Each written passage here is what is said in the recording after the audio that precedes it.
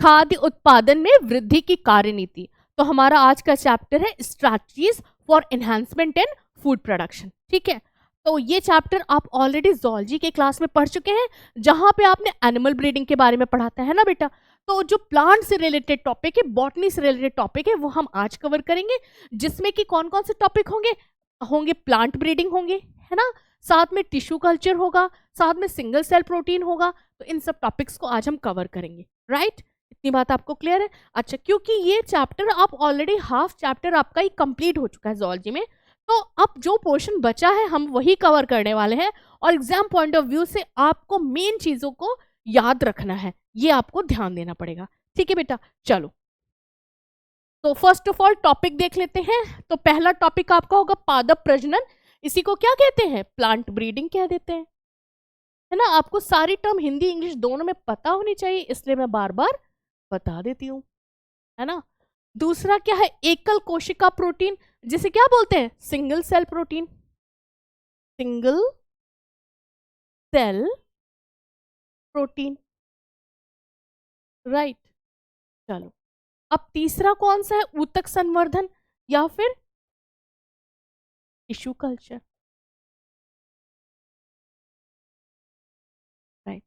तो पादप प्रजनन, एकल कोशिका प्रोटीन और ऊतक संवर्धन, ये तीन टॉपिक्स हम कवर करने वाले हैं। छोटे छोटे और बहुत इंटरेस्टिंग टॉपिक्स हैं, तो आप लोग अपना इंटरेस्ट बनाए रखिए। चलिए, तो पहले हमें समझना है कि पादप प्रजनन क्या है। देखो, पादप प्रजनन का देखिए हर प्लांट में प्रजनन तो हो ही रहा है ना, उसी से वो अपनी जो है संतति पौधा बना रहा है, इतना आपको पता है, ठीक है। लेकिन क्योंकि हम प्लांट्स पे फूड के लिए निर्भर हैं, जितने भी जीव पृथ्वी पर हैं, जिसमें कि मानव भी आता है, सब अपने भोजन के लिए प्लांट्स पर ही तो निर्भर हैं, है ना। यहाँ तक कि जो सन से एनर्जी ट्रैप कर सकते हैं वो सिर्फ प्लांट है। लाइट एनर्जी को यूज करके फूड बनाने वाले तो प्लांट्स ही है ना। हाँ, ये बात अलग है कि उनको खाने वाले एनिमल्स हैं, हम उन एनिमल्स को भी खा के अपना भोजन प्राप्त कर सकते हैं, या फिर प्लांट से डायरेक्टली भोजन प्राप्त कर सकते हैं, ठीक है। तो अगर हमें अपने मानव जाति के लिए भोजन बढ़ाना है कि हाँ बहुत अधिक मात्रा में हमें भोजन पौधों से प्राप्त हो, तो उसके लिए हमें क्या करना पड़ता है? हमें लेनी पड़ती है मदद प्लांट ब्रीडिंग की या फिर पादप प्रजनन की, ठीक है। तो पादप प्रजनन एक ऐसी प्रक्रिया है जिसमें कि हम प्लांट्स में कुछ ऐसे चेंजेस करते हैं कि जो जिससे उनका जो फूड प्रोडक्शन है, जो भी उनका उत्पादन क्षमता है, वो बढ़ जाए। साथ में वो जो है क्या नाम है, रोगों के लिए बहुत ज़्यादा प्रतिरोधी हो जाए, है ना, कि वो रोगों का उनके ऊपर असर ना पड़े, या कीट उन पे नुकसान ना पहुंचा सके। तो ऐसे बहुत सारी चीज़ें हैं। देखिए, फसल जो है ना, वो हमें क्या दे रही है? भोजन दे रही है, ठीक है। तो अगर हमें भोजन को बढ़ाना है, तो हमें फसल को बेहतर करना है। तो फसल को बेहतर करने के कौन कौन से तरीके होंगे, ये हम लोग नोट करते हैं पहले, है ना। जो पादप हैं वो हमें क्या दे रहे हैं? भोजन दे रहे हैं, है ना, ठीक है। तो ज्यादातर कौन से पादप हमें किस तरह किस रूप में भोजन दे रहे हैं, पहले तो ये हमें समझना होगा, राइट। अन्न के रूप में, है ना, फल के रूप में, इन सब रूपों में ये हमको जो है भोजन दे रहे हैं।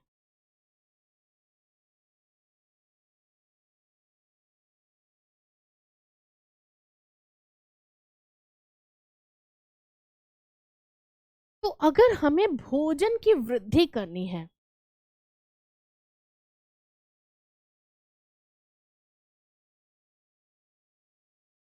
तो कहने का मतलब ये है कि हमको जो है पादपों से मिलने वाले अन्न, फल और सब्जी, जो भी चीजें पदार्थ मिल रहे हैं, उनकी वृद्धि करनी है, ठीक है। तो उनकी वृद्धि होगी कैसे, है ना। तो उसी वृद्धि करने की प्रक्रिया को कहते हैं, वृद्धि करने की प्रक्रिया को कहते हैं प्लांट ब्रीडिंग। किस प्रक्रिया से वो होगी? उसे पादप प्रजनन, ठीक है, पादप प्रजनन, ठीक है। तो पादप प्रजनन को अगर हम डिफाइन करें, तो वो एक ऐसी प्रक्रिया है जिसका उद्देश्य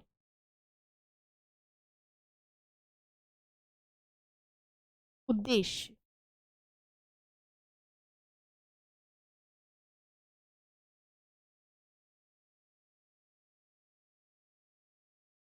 ऐसे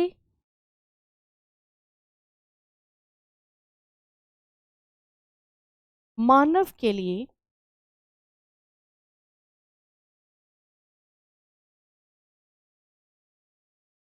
या फिर मानव कल्याण में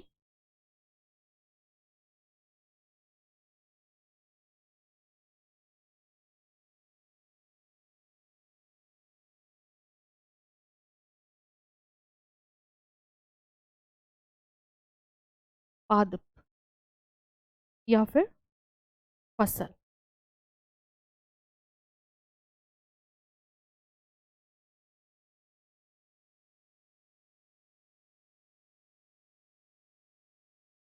उत्पाद को बढ़ाना। प्लांट से मिलने वाले जो भी प्रोडक्ट्स हैं उनके उत्पादन को बढ़ाना की जो प्रक्रिया है वो कहलाती है पादप प्रजनन। ठीक है बेटा। अच्छा, तो इसका उद्देश्य तो मूल उद्देश्य तो है कि जो भी खाद्य पदार्थ हैं उनकी जो उत्पादन है वो बढ़ जाए। ठीक है, लेकिन ये कब होगा? ये तब होगा जबकि जो पादप है, जो प्लांट है, उसके पास ऐसे कैरेक्टर्स हो जो कि हमारे फायदेमंद हो, है ना।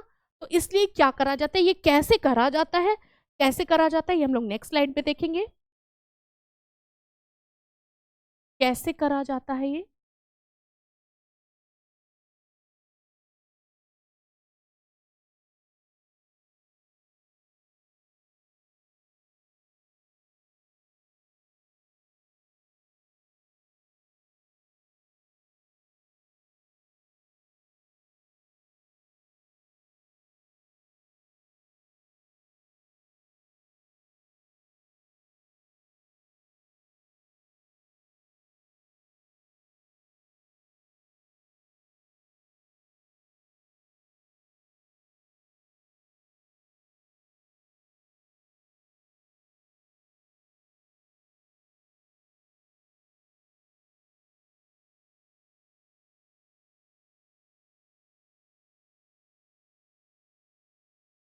है ना।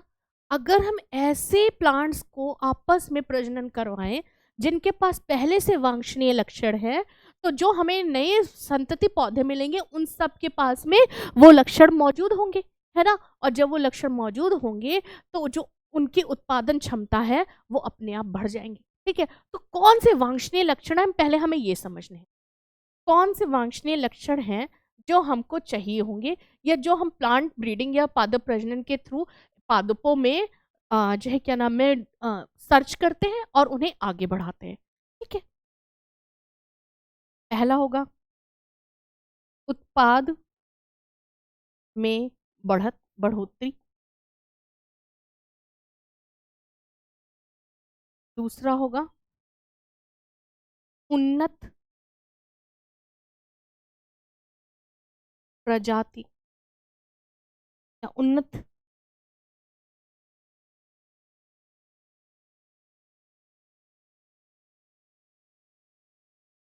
किस्मों के पादप। हाँ। दूसरा, तीसरा क्या होगा? रोग प्रतिरोधी।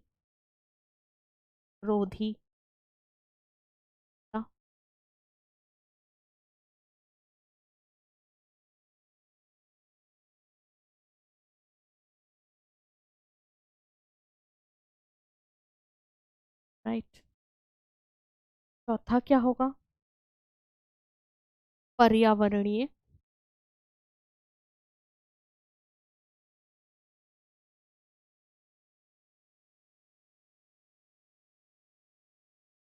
कारकों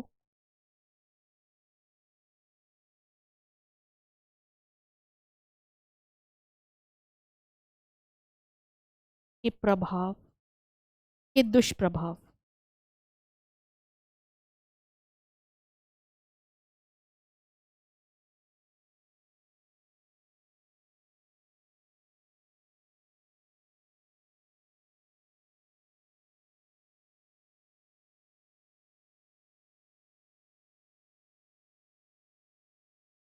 पर्यावरणीय कारक एग्जाम्पल हो गए जैसे सूखा, है ना, या फिर लवणता। तो पहले बेटा इन चीज को समझते हैं, ठीक है। तो हम ये कह रहे हैं कि पादप प्रजनन का उद्देश्य है ऐसे प्लांट्स को ग्रो करना, ऐसे पादपों को ग्रो करना जिनसे हमें ज्यादा से ज्यादा फूड मिल सके, ठीक है। तो कैसे, तो कौन से ऐसे पादप होंगे जो कि हमें ज्यादा ज्यादा फूड देंगे? वो वही पादप होंगे जो अपनी फसल को अच्छे से जो है बचा सकेंगे। किससे? पर्यावरण में होने वाले परिवर्तनों से, है ना। जैसे मान लो सूखा पड़ गया या लवणता अधिक हो गई सॉइल की, तब भी वो फसल खराब ना हो, है ना। तो इनसे अगर अगर वो पौधा अपने आप को इनसे बचा लेता है, वो प्रजाति अपने आप को इनसे बचा लेती है, तो वो पादप जो है वो ज्यादा ज्यादा फूड प्रोड्यूस कर पाएगा, पहली बात। दूसरी बात है, ऐसी प्रजातियां हम इस्तेमाल करें जिनका उत्पादन ज्यादा हो। तीसरा, उनकी उन्नत किस्म को हम इस्तेमाल करें। उसके अलावा क्या है कि वो रोग के प्रति प्रतिरोधी हो, ताकि जो है क्या नाम है, कीट जो है उस फसल को खराब ना कर सके, है ना। तो जब भी हम पादप प्रजनन करेंगे, प्लांट ब्रीडिंग करवाएंगे, तो इन लक्षणों को ध्यान में रखेंगे कि जो हम किस्म तैयार कर रहे हैं, जो किस्म इस प्लांट की तैयार हो, उसमें ये सारे कैरेक्टरिस्टिक्स, या फिर वो कम से कम उतने कैरेक्टर्स हों कि जिससे जो है खाद्य उत्पादन को बढ़ाया जा सके। ठीक है, आप इन्हें नोट करें।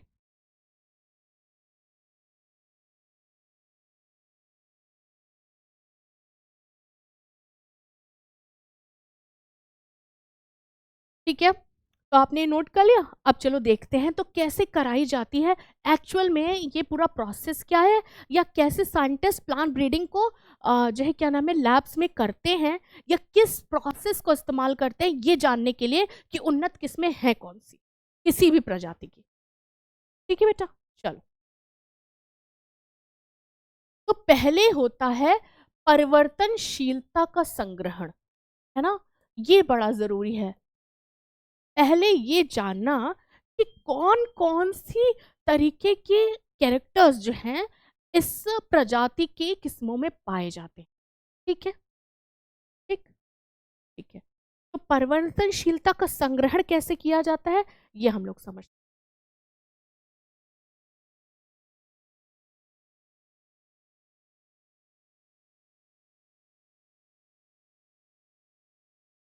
तो पहली स्टेप है पादप प्रजनन के चरण। तो प्रथम चरण है परिवर्तनशीलता का संग्रहण।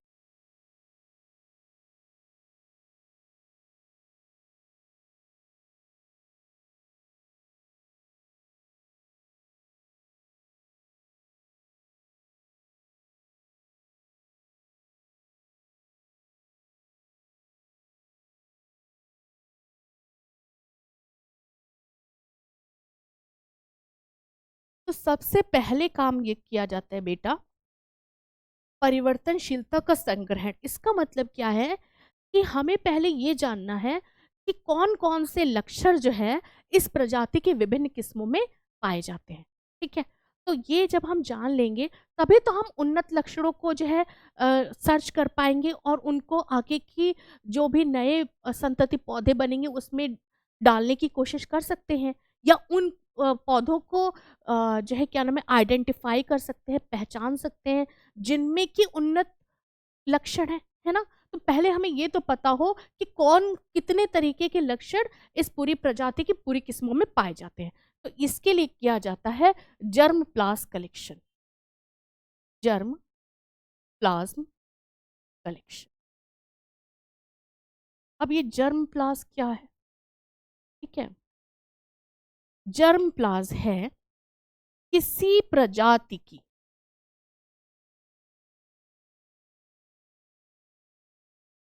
सभी किस्मों में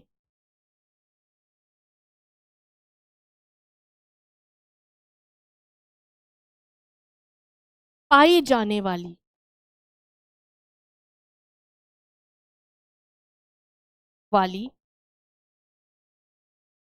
कुल विविधता।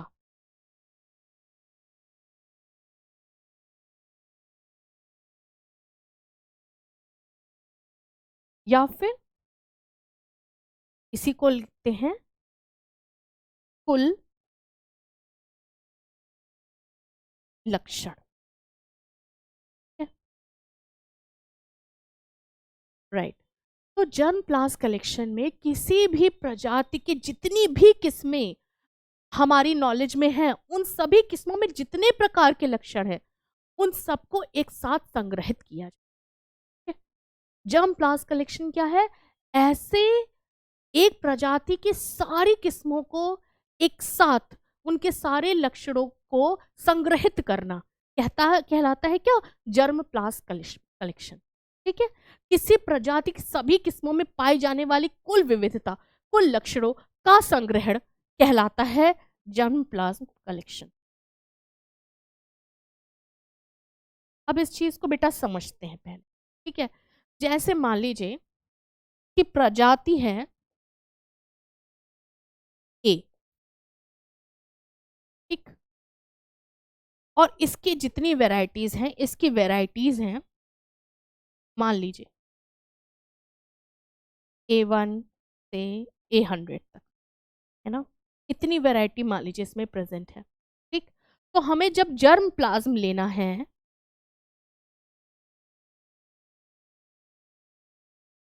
तो हमें A1 से लेके A100 तक सभी किस्मों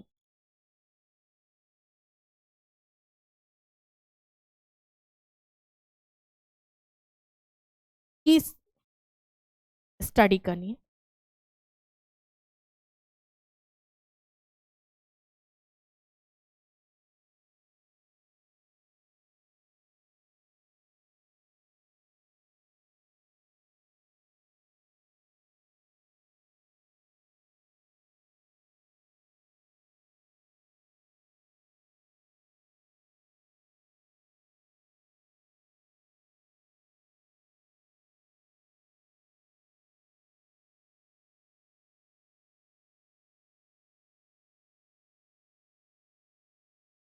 प्लीज इसे समझ के नोट करें। राइट। तो अगर एक प्रजाति ए की हम बात करें तो उसकी जितनी भी किस्में पृथ्वी पर मौजूद है, मान लीजिए ए उसकी 100 किस्में मौजूद है, तो A1 से लेके A100 तक सबका जर्म प्लाज्म का कलेक्ट करना और उनके सारे कैरेक्टर्स को पढ़ना ताकि हम उन्नत लक्षणों को पहचान सके। ये है परिवर्तनशीलता का संग्रहण। ठीक है। तो तरीका यही है कि हम सारी जो क्या नाम है उसकी जितनी उस प्रजाति में जो किस्में हैं उनको हम स्टडी करेंगे, उनको कलेक्ट करेंगे, तब हमें उसमें कितने तरीके के जीन्स मौजूद हैं, उन जीन्स की वजह से कौन कौन से लक्षण वहां पे आ रहे हैं, इसके बारे में एक अंदाजा लग जाता है। ठीक है। आप इसे प्लीज नोट करें।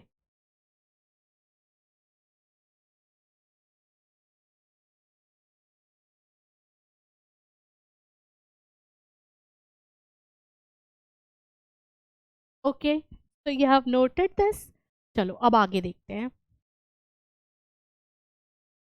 है।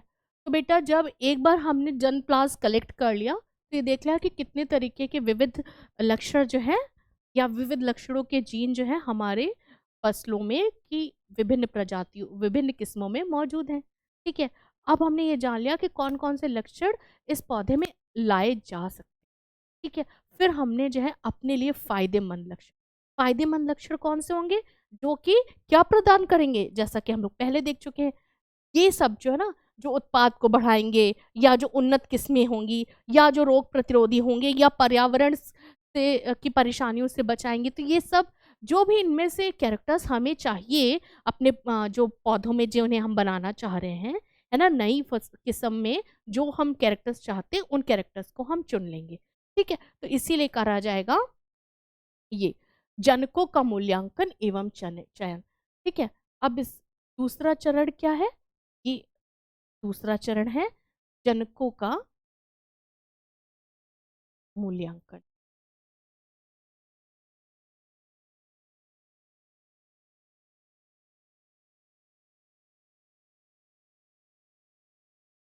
एवं चयन, है ना? तो ये कैसे होगा? ये तब होगा जब हम जर्म प्लाज्म का मूल्यांकन करें, मूल्यांकन करें, वांछनीय, है ना, वांछनीय लक्षणों को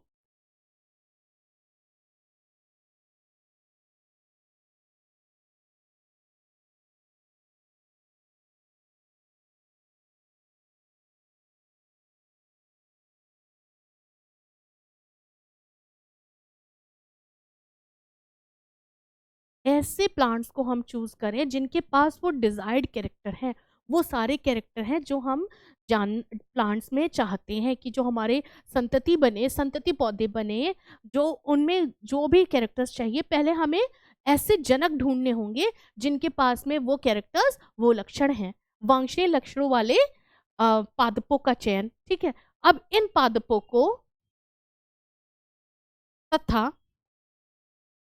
उनका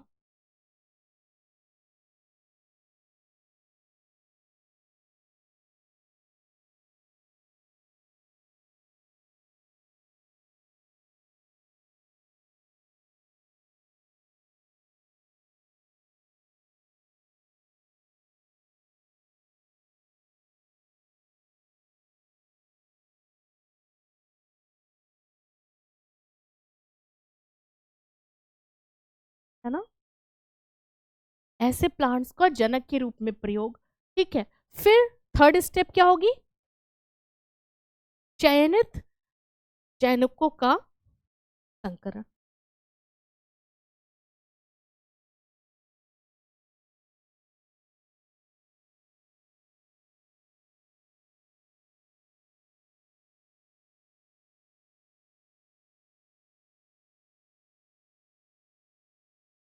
ठीक है बेटा, इसको आप कैसे समझोगे, इसको आप ऐसे समझोगे कि जैसे मान लीजिए कि एक प्लांट है ना, अभी हम प्लांट, आइए हम एक प्रजाति की बात कर रहे थे ए। ठीक है, तो उसकी एक किस्म में जो है ऐसी कैरेक्टरिस्टिक है कि उसका उत्पादन बहुत अच्छा है, या ये कह लीजिए उसमें हाई प्रोटीन बहुत ज़्यादा कंटेंट है। दूसरा एक ऐसी उसकी किस्म है जिसमें जो है क्या नाम है, रोग के प्रति प्रतिरोधी है। तो हम चाह रहे हैं कि जो हमारी संतति हो उसमें ये दोनों लक्षण हो। ठीक है, तो पहले हम क्या करेंगे कि जो प्लांट्स थे जिनमें वो डिजायर्ड कैरेक्टर थे उन्हें हम जनक की तरह इस्तेमाल करेंगे, फिर उनका जब संकरण कराएंगे तो वो कैरेक्टर जो है संतति में जाने की संभावना बन जाएगी, है ना। ठीक है, तो जैसे मान लीजिए कि वांछनीय लक्षण, मान लीजिए कि प्रजाति, एग्जाम्पल है बेटा ये, प्रजाति मान लीजिए ए है ना, और उसकी जो है A9 किस्म में जो है उसमें क्या, वो क्या खास बात है, उच्च प्रोटीन उत्पादन करती। ठीक है, वहीं पे जो है क्या नाम है, जो उसकी A15 किस्म है, ये क्या करती है, ये करती है रोग प्रतिरोधी है।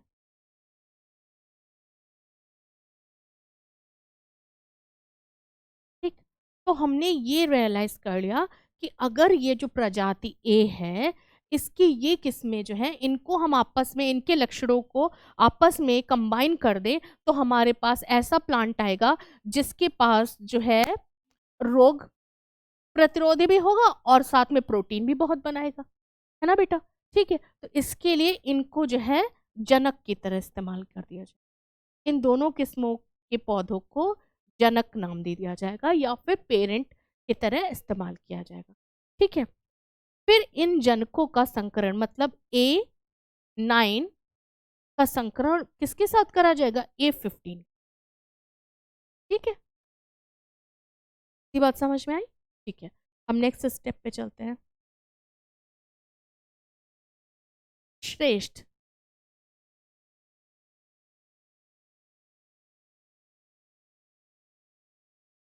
फिर कौन सी,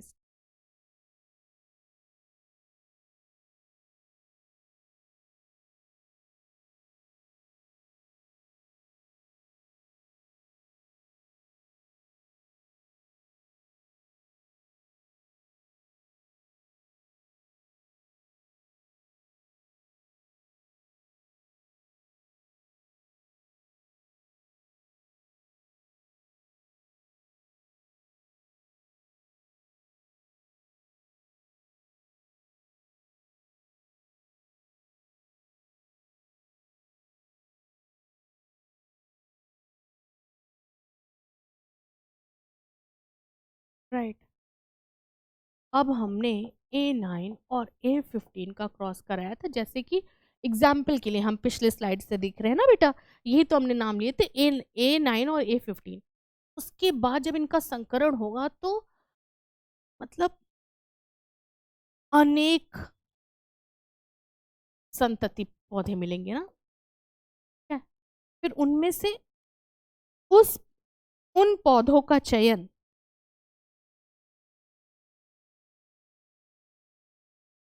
उन पौधों का चयन करा जाएगा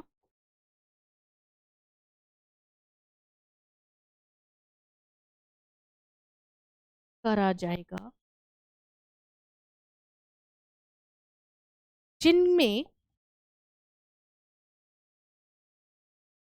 दोनों जनकों से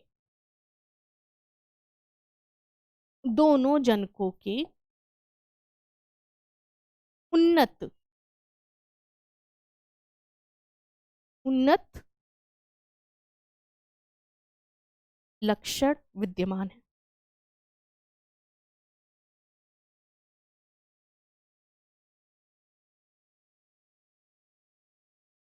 है ना बेटा?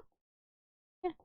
ये फाइंड करा जाएगा कि बहुत सारी संतति प्राप्त होगी, लेकिन वो प्लांट्स जिनमें दोनों के अच्छे कैरेक्टर्स मौजूद हैं, उन्नत लक्षण मौजूद हैं, उन्हें हम सेलेक्ट करेंगे।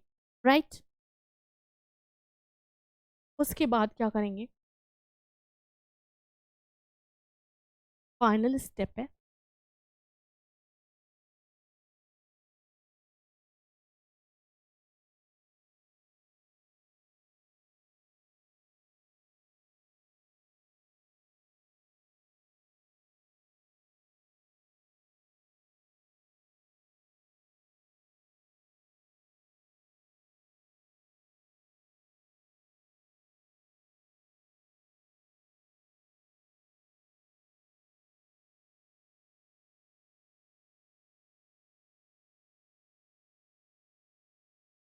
तो हमें ऐसे बहुत सारे प्लांट्स मिलेंगे जिनमें डिफरेंट कैरेक्टर्स का कॉम्बिनेशन होगा, लेकिन हम सिर्फ उन्हीं पौधों को चयनित करेंगे जिनमें डिजायर्ड वांछनीय लक्षण हमें दिखेंगे। कौन से वांछनीय लक्षण यहाँ पे थे? जिसमें हाई प्रोटीन कंटेंट होगा और क्या होगा, रोग के प्रति वो प्रतिरोधी होंगे, है ना, डिजीज के प्रति रेजिस्टेंस होगा और हाई प्रोटीन कंटेंट होगा। ठीक है, तो इन पौधों को कराई जाएगी सेल्फिंग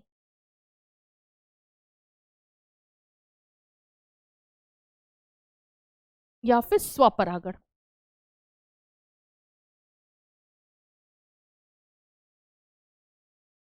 और बनेगा उससे प्योर ब्रीड, है ना। प्योर ब्रीड बना ली जाएगी।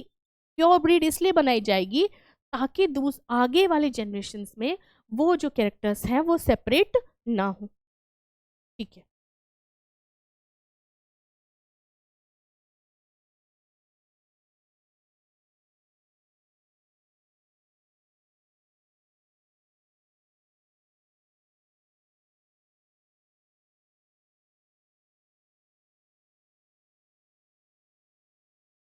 ऐसे पौधों को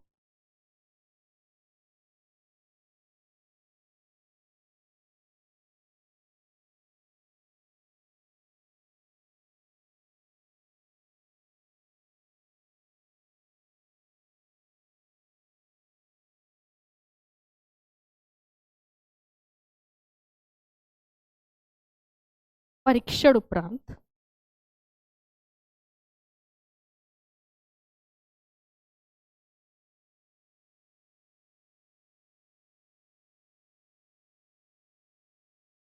कृषि में प्रयोग लाया जाता है।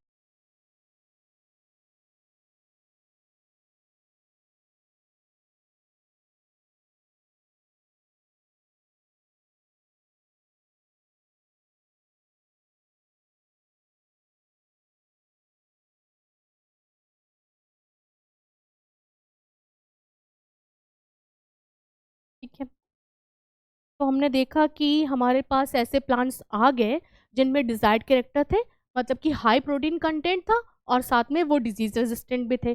अब इन प्लांट्स को जो है फार्म्स में या फिर खेतों में कैसे खेत जो कि रिसर्च के फार्म्स है ना, जो कैसे हैं, अनुसंधान वाले जो खेत हैं उनमें पहले इन्हें ग्रो कराया जाता है ऐसे पौधों को, और देखा जाता है कि क्या उनमें वो लक्षण दिख रहे हैं। ठीक है, अगर हाँ, तब फिर क्या करा जाएगा कि कम से कम उसको जो है, जो किसानों को दिया जाता है, ताकि वो 3 पीढ़ी तक उसको वहां पे ग्रो करके दिखाएं। अगर तब भी उसके लक्षण सतत ही रहते हैं और वो जो कैरेक्टर्स हम चाह रहे थे, जो वांछनीय लक्षण है वो दिख रहे हैं उस पौधों में, तब हम क्या करते हैं, तब उसका कमर्शलाइजेशन होता है। मतलब कि तब वो व्यापार के लिए अ, आगे जाता है, या कह लीजिए कि उसका लार्ज स्केल पे जो सीड है या बीज है वो किसानों को दिया जाता है और वो कृषि में उपयोग में आता है। और इसी तरीके से हम कहते हैं कि एक उन्नत किस्म जो है उस प्रजाति की हमें प्राप्त हो गई है। ठीक है, और इसका फाइनल रिजल्ट क्या है?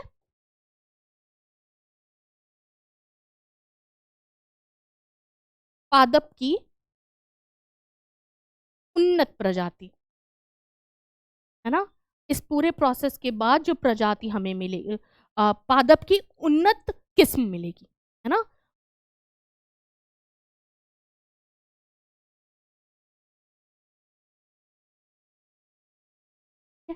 तो किसी भी प्लांट की जो भी प्रजाति है उसकी उन्नत किस्म पाने का ये तरीका है। ठीक है, चलो आप प्लीज इसे नोट करें।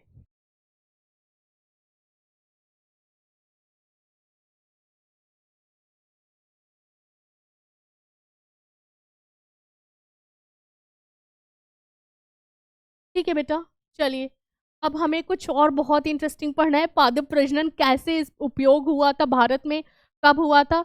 देखिए बेटा, हम अगर भारत की बात करें, अपने देश की बात करें, तो जहाँ पे 33% लोग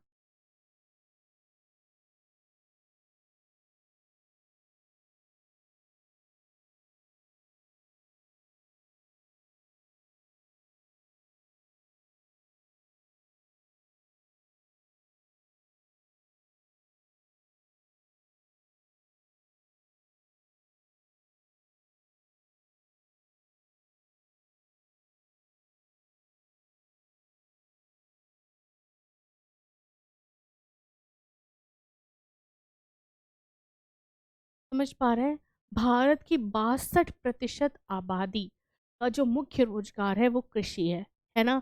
तो कहने की बात यह है कि जो भारत में जितना भी उत्पादन कृषि का हो रहा है, वो बहुत हद तक ये डिसाइड करेगा कि क्या लोगों को जितना भी उससे बेनिफिट मिलना है, मॉनेटरी बेनिफिट, है ना, पैसे के रूप में, धन के रूप में, या फिर जो है खाद्य के रूप में, वो सब काफी हद तक हमारे पौधों की उत्पादन क्षमता पर निर्भर करता है। ठीक है, राइट। अच्छा, अब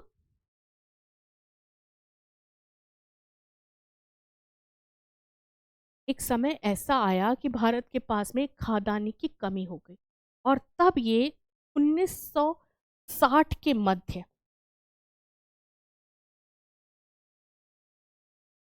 भारत में आई, क्या, ग्रीन रेवोल्यूशन,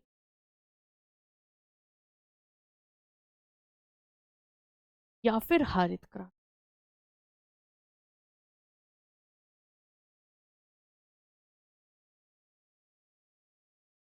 और हरित क्रांति क्या है? हरित क्रांति है कि पादप प्रजनन की तकनीक का इस्तेमाल करके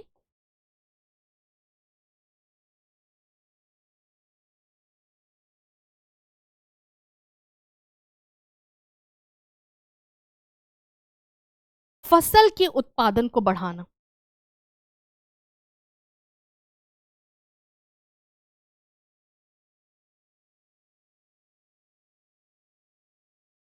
क्या हमारी पॉपुलेशन बढ़ रही है तो हमारे यहाँ पे ज़्यादा फूड चाहिए, और ज़्यादा फूड बनाने के लिए क्या यूज़ किया गया? प्लांट ब्रीडिंग टेक्निक्स का इस्तेमाल किया गया। कब? 1960 से आगे, 1960 से बाद में, लगभग 1963 से 65 ये सब ईयर्स इसमें काउंट होते हैं। बट आप 1960 के मध्य जो कि एनसीईआरटी में लिखा है ये चीज़ आप मेंशन कर सकते। ठीक है, तो क्या हुआ, उन्नत किस्में लाई गई किसकी, उन पौधों के जो हमारे यहाँ देश में सबसे ज़्यादा इस्तेमाल हो रहे थे खाद्यान्न के रूप में। कौन से, जैसे कि आपका हो गया गेहूं हो गया, धान हो गया। ठीक है, राइट। तो इसके बारे में थोड़ा सा और पढ़ते हैं। और इसके फलस्वरूप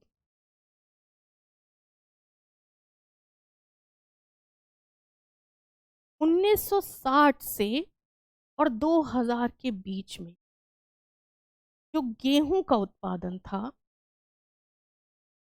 भारत में वो 11 मिलियन टन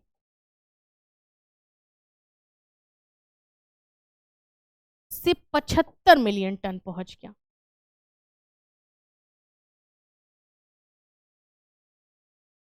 लगभग 7 गुना बढ़ोतरी हुई है बेटा। ठीक है, और जो कि आपका चावल था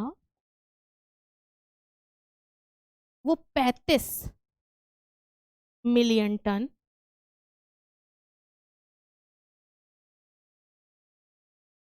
89.5 मिलियन टन तक पहुंच गया। 2 गुने से ज्यादा चावल में भी बढ़ोतरी। ठीक है, तो ये कैसे हुआ इसको देखना है, लेकिन पहले आप ये सब चीजें नोट करें। फलस्वरूप किसके है ये, हरित क्रांति के।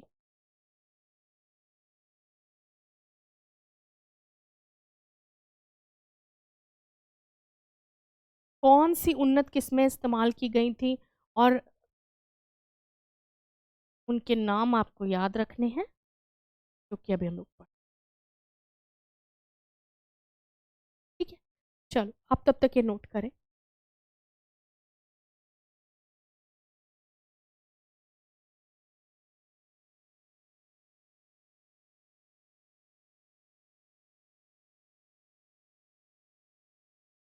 ओके, चलिए ये आपने नोट कर लिया, अब हम लोग आगे बढ़ते हैं, है ना बेटा। क्या? तो पहले हम लोग गेहूं और धान को समझ लेते हैं कि भाई कैसे इनके अंदर इतना बड़ा परिवर्तन लाया गया था, इस चीज़ को समझते हैं।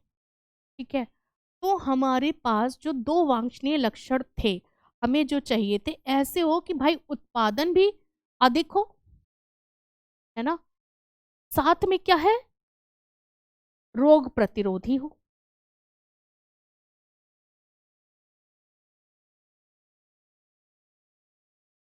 ठीक है, इन दोनों कैरेक्टरिस्टिक्स को लाने के लिए अर्ध वामन इसमें इस्तेमाल की करी गई, किसकी, गेहूं और धान की।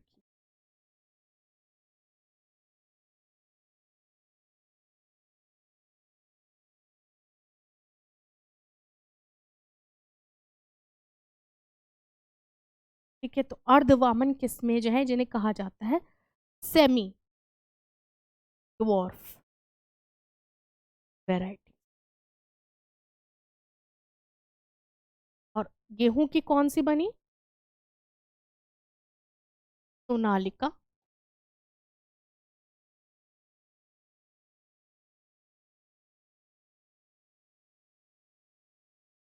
और कल्याण सोन।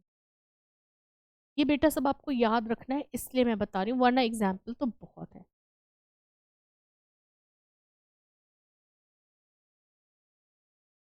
और यहाँ पे धान की क्या बनी, जया और रत्न।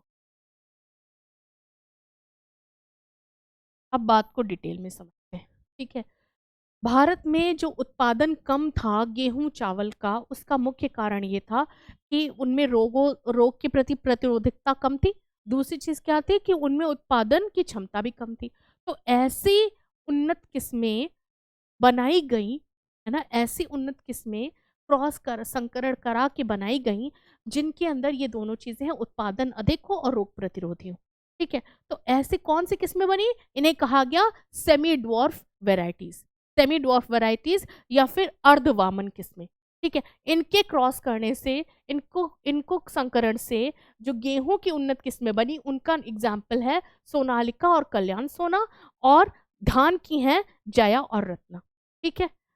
तो सेमी ड्वार्फ वेराइटीज या अर्धवामन किस्मों का क्रॉस करा के, संकरण करा के जो उन्नत किस्में बनाई गई भारत में, उसमें गेहूं की थी सोनालिका और कल्याण सोना, और धान की थी कौन सी, जया और रत्ना। प्लीज आप नोट करें।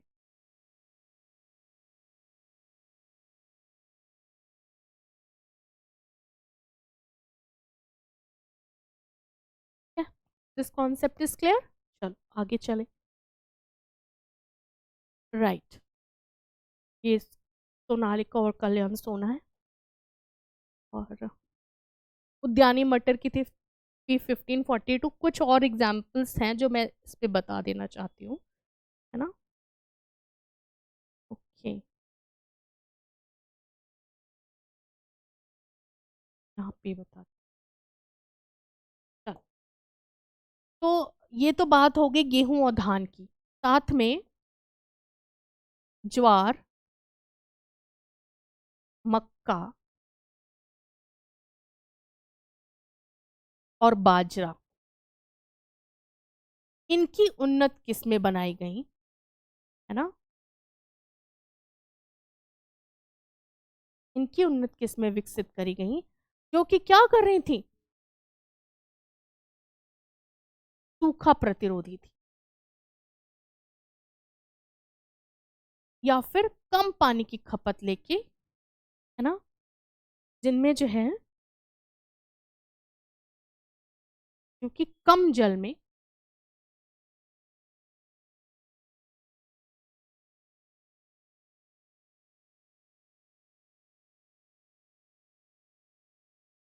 की खपत में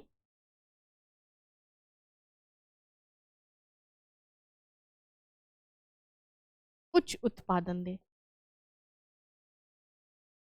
ठीक है। इसी तरह आपके पास गन्ने का एग्जाम्पल है।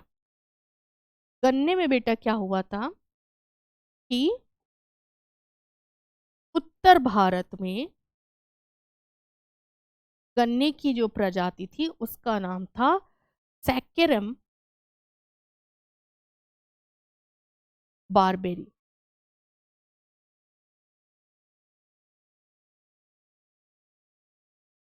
राइट।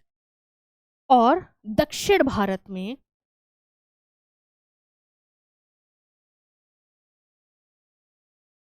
जो वैरायटी थी वो थी सैकेरम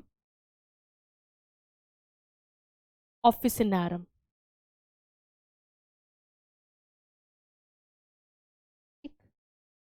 इसके पास क्या था,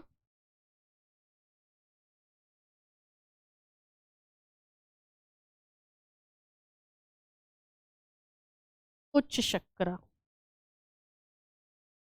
ना, हाई शुगर कंटेंट, सॉरी।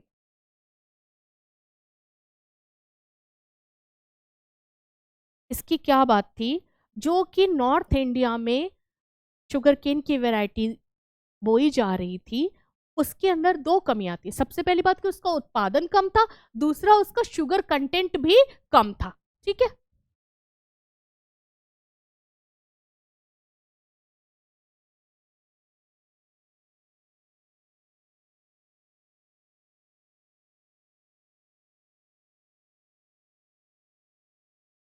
अच्छा, वही जो साउथ इंडिया में वैरायटी थी उसका उत्पादन भी ज्यादा था, उत्पादन भी अधिक था, साथ में वहां पे जो शुगर कंटेंट था वो भी हाई था। तो आप सोच रहे होंगे तो प्रॉब्लम क्या है। तो जो वैरायटी, जो किस्म दक्षिण भारत में उगाई जा रही थी वही उत्तर भारत में उगाई जा सकती थी? नहीं बेटा, उसमें दिक्कत आ रही थी, वो वहां पे अच्छे से नहीं उग पा रही थी। इसके लिए इनका आपस में संकरण किया गया या क्रॉस कराया गया, और एक ऐसी प्रजाति विकसित करी गई जो कि अच्छे तरीके से उत्तर भारत में उगाई जा सकती है, साथ में उसमें दोनों क्वालिटीज हैं, उत्पादन भी अच्छा है और शुगर का कंटेंट भी अच्छा है। ठीक है। तो इनका संकरण करके एक ऐसी प्रजाति बनाई गई एक ऐसी किस्म बनाई गई, सॉरी किस्म गन्ने की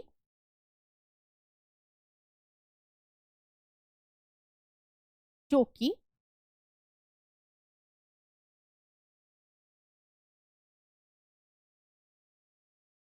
जिसमें कि हाई शुगर कंटेंट है और साथ में क्या है, उत्पादन भी अधिक है, उत्पादन भी अधिक है। ठीक है बेटा, चलिए आप ये प्लीज नोट करें।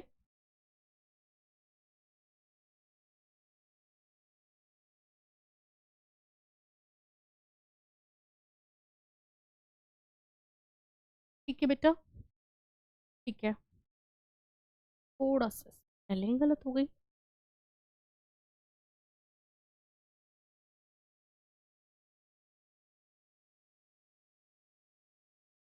चलिए अब नेक्स्ट देखते हैं, है ना, पादप प्रजनन में रोग के प्रति प्रतिरोधक।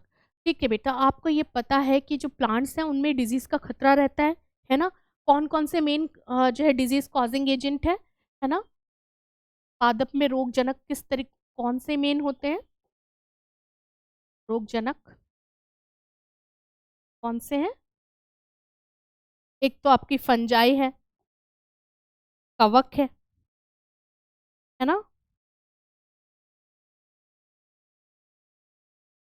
या फिर वायरस है, और या फिर बैक्टीरिया। राइट, ठीक है, चलो। तो ये बात आपको समझनी है कि कौन कौन से ऐसे डिजीज हैं जो कि वायरस की कारण होते हैं। तो उसमें बेटा ज्यादातर आते हैं mosaic, tobacco mosaic virus, tobacco mosaic disease, है ना, ये सब आ जाते हैं, है ना, या फिर पपाया मोजैक, ये डिजीज हो गया।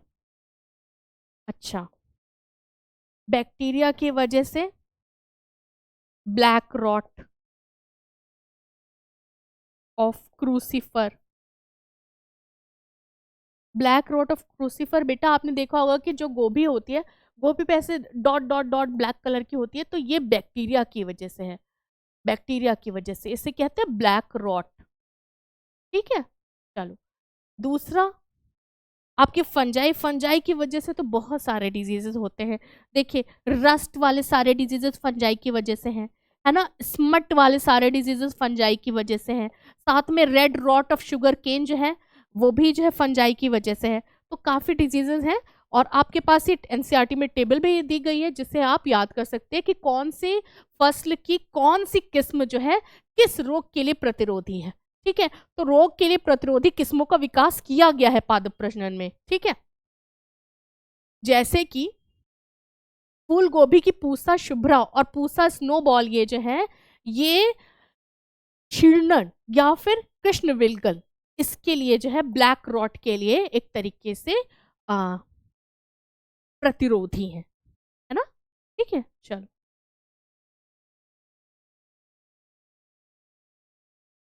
हाँ, अब हमें क्या देखना है, उत्परिवर्तन प्रजनन या फिर कीटनाशकों के प्रति प्रतिरोधी। ये देखो बेटा, अच्छा अभी तो ये बात थे रोग, अब यहाँ पे कीटों की बात आ रही है।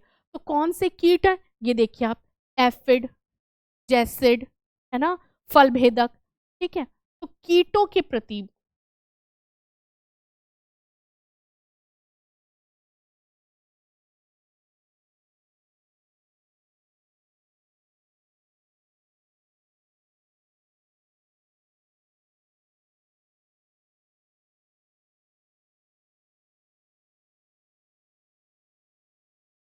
ना, कि पादप प्रजनन से ऐसी किस्में बनाई गई हैं जो कि जैसे पूसा सेम होगी, पूसा सेम 2, 3, ये जैसिड, एफिड तथा फल बेधक के लिए प्रतिरोधी है। मतलब कि इन अगर हम फ्लैट बीन को उपजाना चाहते हैं और हम चाहते हैं कि उसको जो है क्या नाम है, उस फसल का नाश जैसिड, एफिड जैसे कीट ना कर सके, तो हमें कौन सी प्रजाति लेनी होगी, ये लेनी होगी, पूसा सेम 2 एंड सेम 3। तो इसी तरह बाकी सारे एग्जाम्पल्स भी हैं आपके। राइट, अब हमें देखना है क्या, देखना है उत्परिवर्तन प्रजनन, है ना। उत्परिवर्तन प्रजनन, जिसे कहते हैं इंग्लिश में mutation breeding. Mutation breeding, right. तो बेटा प्रीवियस क्लासेस में हम लोग बार बार ये पढ़ चुके हैं कि उत्परिवर्तन का मतलब क्या है। उत्परिवर्तन का मतलब ये है कि जो है डीएनए में, है ना, किसी भी जीव के डीएनए में परिवर्तन आ जाए। परिवर्तन किस तरह से हो सकता है कि उसका कोई बेस पेयर या तो डिलीट हो जाए या उसमें कोई बेस पेयर ऐड हो जाए, या कैसे भी करके उसका जो है क्या नाम है डीएनए में चेंज हो गया। ठीक है, डीएनए में चेंज हो गया, या फिर आप कह सकते हैं कि अनुवांशिक पदार्थ जो कि ज्यादातर जीवों का डीएनए है उसमें परिवर्तन आ गया, उस परिवर्तन को कह रहे हैं उत्परिवर्तन, जिसकी वजह से जो लक्षण आपको दिखेंगे वो भिन्न होंगे, है ना। जो नया पौधा बना है जिसमें उत्परिवर्तन दिख रहा है उसके लक्षण बाकी पौधों से भिन्न होंगे, है ना। और कभी कभी ये लक्षण हमारे लिए फायदेमंद भी होते हैं। तो अगर कोई ऐसा पौधा आपको दिख रहा है, कोई ऐसा पौधा बना है उत्परिवर्तन से जिसमें कि ऐसे कैरेक्टर्स हैं, ऐसे लक्षण हैं जो हमें चाहिए, तो हम ऐसे प्लांट का, ऐसे पादप का प्रजनन करा देते हैं और इस प्रजनन को कहते हैं उत्परिवर्तन प्रजनन या फिर म्यूटेशन ब्रीडिंग, है ना। तो फिर से समझते हैं कि नेचर में एक ऐसा पौधा था जिसके जेनेटिक मटेरियल में चेंज आ गया। जेनेटिक मटेरियल में चेंज आने की वजह से उसके लक्षण बदल गए और हमने ये देखा कि ये तो वही लक्षण है जो हमें चाहिए, तो हम ऐसे पौधे को ही संकरण करा लेते हैं, है ना। ऐसे पौधे की हम प्रजनन करा के बहुत सारे ऐसे पौधे बना देंगे जिनमें वो वांछनीय लक्षण है। ठीक है, तो ये लक्षण यदि वांछनीय है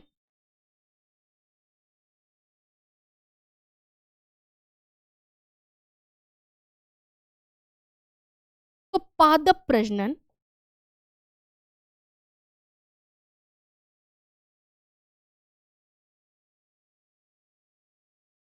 से नई किस्में विकसित की जा सकती। जैसे एग्जाम्पल है बेटा, मूंग में उत्परिवर्तन प्रजनन से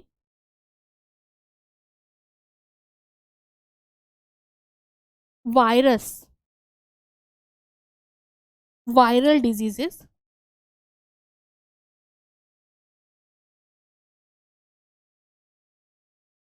वायरस के द्वारा होने वाले डिजीजेस, वायरल डिजीजेस की रोकथाम हुई है।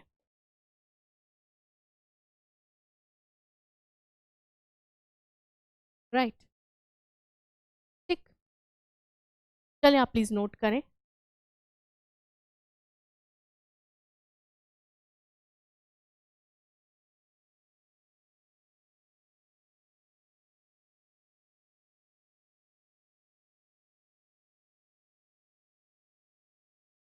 चलो बेटा एक और इम्पॉर्टेंट टर्म यहाँ पे हम बढ़ा रहे हैं आपको, बायोफोर्टिफिकेशन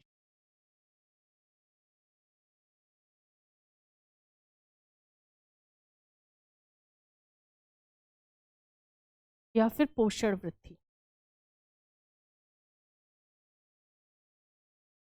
तो अभी तक हमने देखा कि भाई पादप प्रजनन से जो है उत्पाद बढ़ाया जा सकता है, ठीक है। लेकिन कभी कभी क्या है कि हमारी जो जनसंख्या है ये इतनी अधिक है और पोषक तत्व हमें नहीं मिल पाते, है ना। तो अगर हम ऐसी कोई क्रॉप डेवलप करें, ऐसी कोई किस्म डेवलप करें पेड़ की जिसके अंदर हम पहले से ऐसे जीन्स डाल दें जिसकी वजह से पोषक तत्व अधिक मात्रा में पाए जाएं, तो इसे कहा जाएगा बायोफोर्टिफिकेशन या फिर पोषण वृद्धि। ठीक है, तो ये क्या है, ये क्या है, पादप में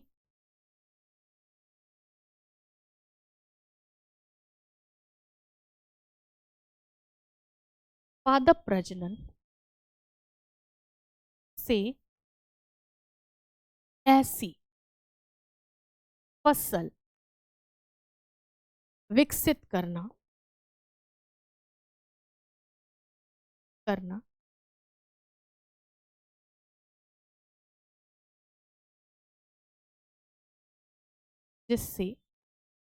जिसमें अधिक पोषक तत्व हो।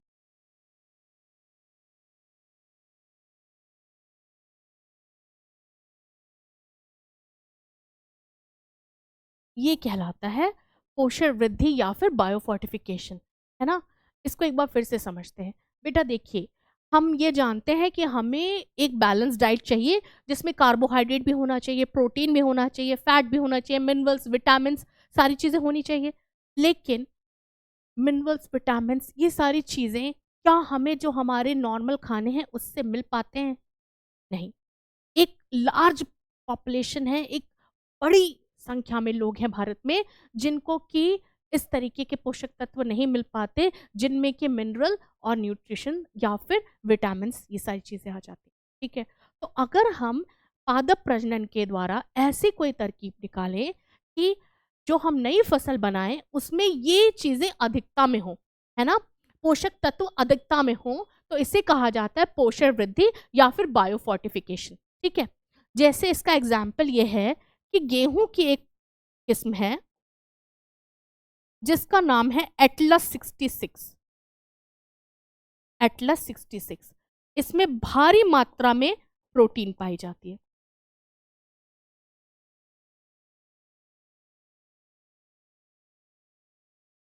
राइट। इसी तरह धान की किस्म विकसित की गई है जिसमें आयरन या लौह प्रचुर मात्रा में है।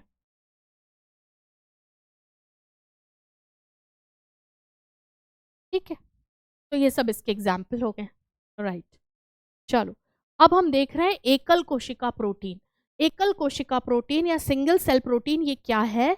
ये है ऐसे माइक्रोब्स का इस्तेमाल, सूक्ष्म जीवियों की मदद से प्रोटीन का उत्पादन। ठीक है, एकल कोशिका प्रोटीन क्या है? सूक्ष्म जीवियों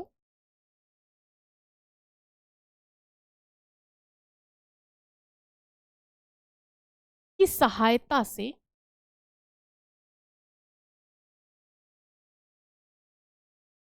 प्रोटीन का उत्पादन।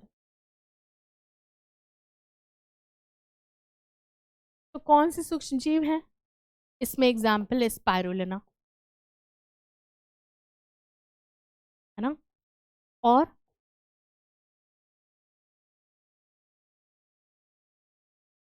मिथाइलोफिलस मिथाइनोबैक्टर।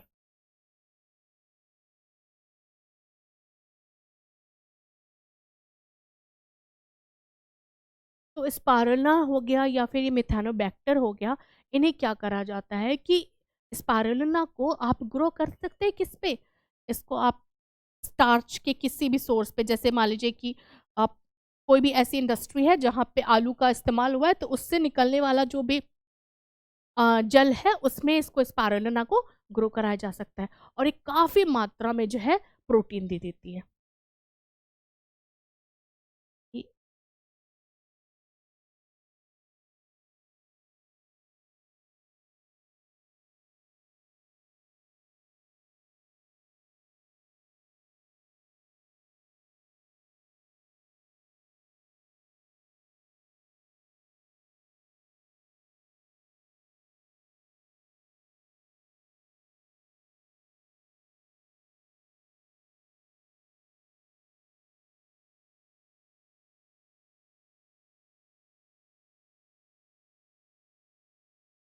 तो ये क्या करते हैं, ये जो सिंगल सेल प्रोटीन्स हैं ये प्रोटीन प्रचुर मात्रा में बनाते हैं।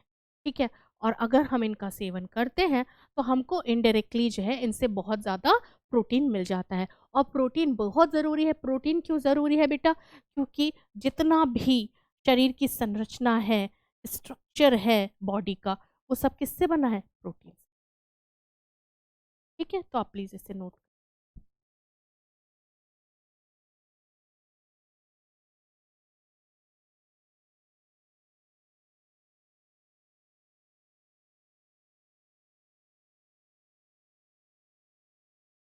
ठीक है बेटा, ये आपने एकल कोशिका प्रोटीन। अच्छा बेटा, एक चीज़ और आपको समझनी है इसमें कि हम बेसिकली तो इसे प्रोटीन के लिए उगाते हैं, लेकिन इसमें बहुत सारे, इट्स नॉट दैट कि जस्ट स्पाइरुलिना में प्रोटीन होता है, बहुत सारे ऐसे चीज़ें होती हैं, जैसे कि मान लीजिए कि मिनरल्स बहुत सारे हो जाएंगे, बहुत तरीके के गुड फैट होगा, है ना, साथ में विटामिन, ये सब भी चीज़ें हमें इससे मिल जाती हैं। ठीक है, चलो, ऊतक संवर्धन और पूर्तोक्ति, चलो।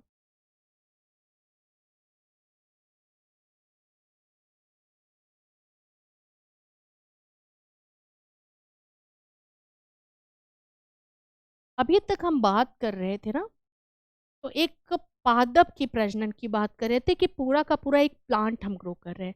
अब हम क्या करेंगे कि प्लांट का एक भाग, है ना, उसको हम ग्रो कराएंगे या फिर बड़ा कराएंगे, जिससे बोलेंगे टिश्यू कल्चर। ठीक है, तो इसमें हम क्या करेंगे, ऊतक का संवर्धन करने वाले हैं ना, टिश्यू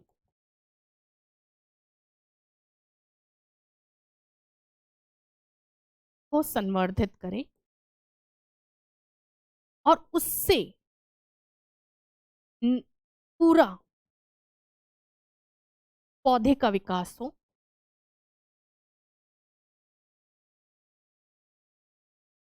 इसे कहा जाता है ऊतक संवर्धन। और टिश्यू से या फिर एक सेल से, है ना, पूरा प्लांट बनने की जो प्रक्रिया है उसे कहते हैं टॉटिपोटेंसी या फिर पूर्ण शक्तता।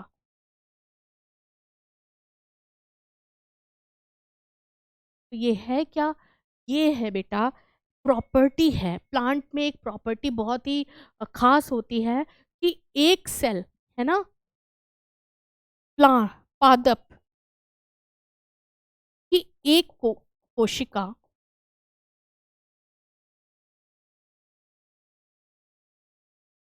से पूरा पौधा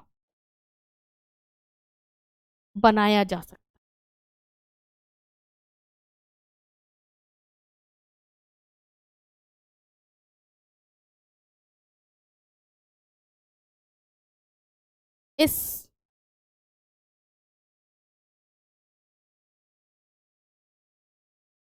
इसे पूर्ण शक्तता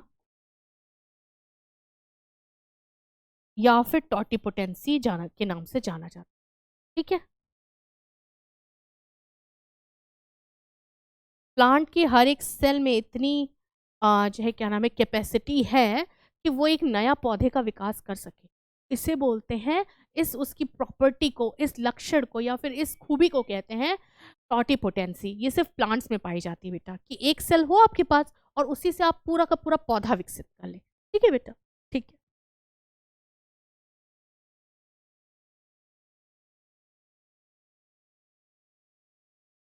अच्छा, टिश्यू क्या है, टिश्यू या ऊतक क्या होता है, तरीके की सेल्स का कलेक्शन, एक ही जैसे सेल्स का जो समूह है वो टिश्यू है ना। ठीक है,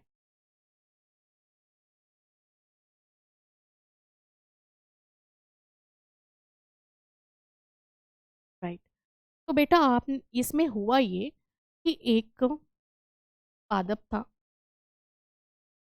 उसका कुछ ऊतक लिए गए और इस ऊतक को जो लिया गया उसे बोलते हैं एक्सप्लांट, ना, और इसका संवर्धन कराया गया। उसके बाद में जो नया पौधा बना,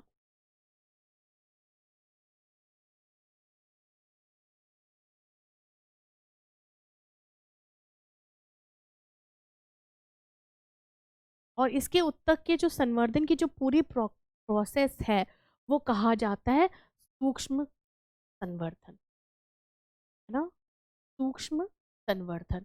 क्योंकि बेटा ये माइक्रोस्कोपिक लेवल पे आपको चीजें दिख रही हैं।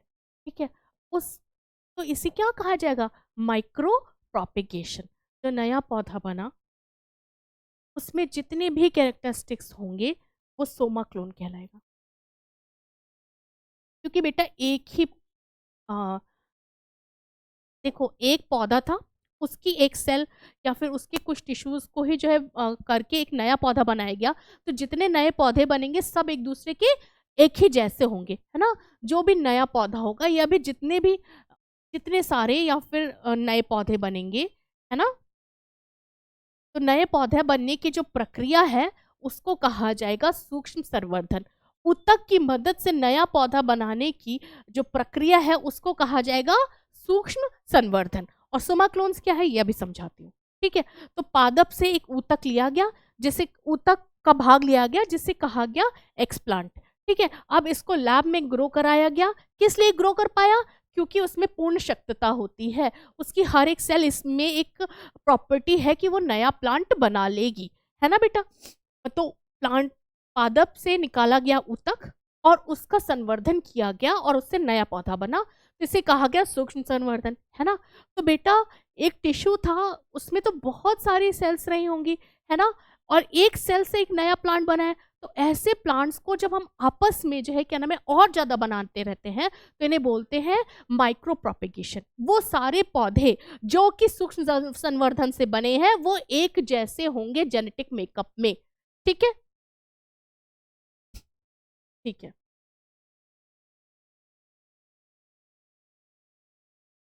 सूक्ष्म संवर्धन से प्राप्त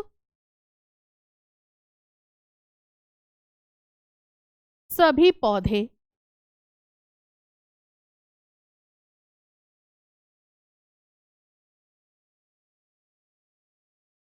आनुवांशिक, सभी पौधों का आनुवांशिक गठन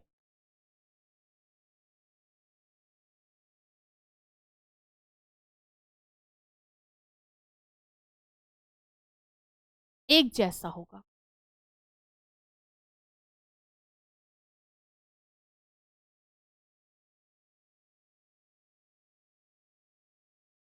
अतः इन्हें सोमा क्लोन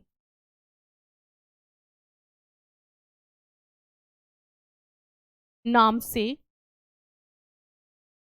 जाना जाता है।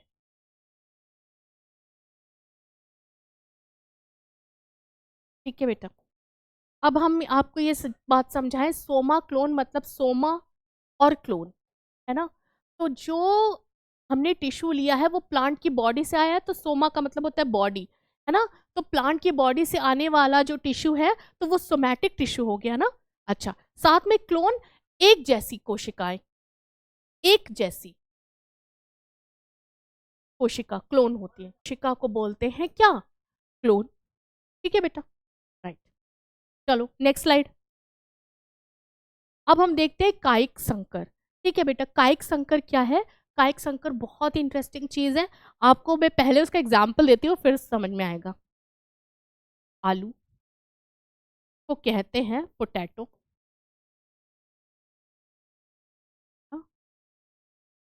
टमाटर को कहते हैं टोमेटो,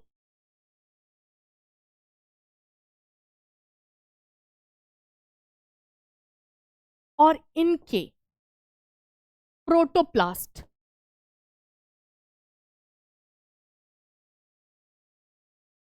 को फ्यूज करके एक नई प्रजाति, एक नई किस्म विकसित करेगी जिसे कहते हैं टोमेटो। ठीक है, दोनों का मिला जुला। तो ये कैसे बना? ये बना प्रोटोप्लास्ट फ्यूजन से या फिर कायिक संकर से। तो कायिक संकर होता क्या है बेटा, पहले इसे समझना है और बस उसके बाद ये एग्जाम्पल याद करना है कि पोटैटो और टोमेटो मिलके बना क्या? टोमेटो।